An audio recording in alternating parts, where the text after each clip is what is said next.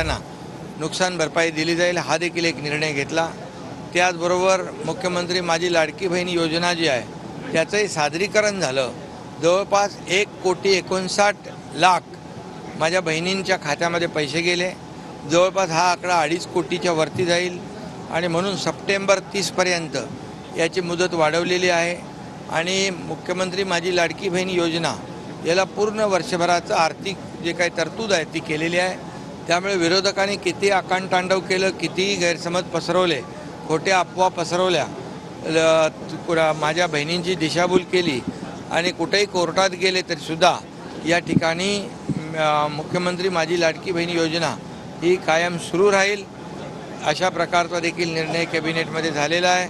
उलट आपल्याला हे सुटसुटीत आणखी कसं करता येईल यासाठी देखील चर्चा झाली आहे।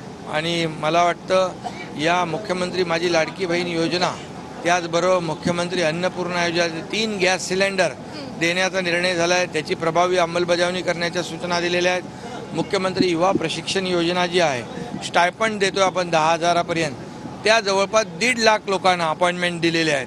10 लाखांचं टार्गेट आहे, त्यावर देखील प्रत्येक जिल्हाधिकाऱ्याला 30,000 युवकांचं अप्रेंटिसशिपचं टार्गेट दिलेलं आहे आणि ते देखील युद्धपातळीवर काम चालू आहे। तरुणांच्या हाताला काम मिळेल आणि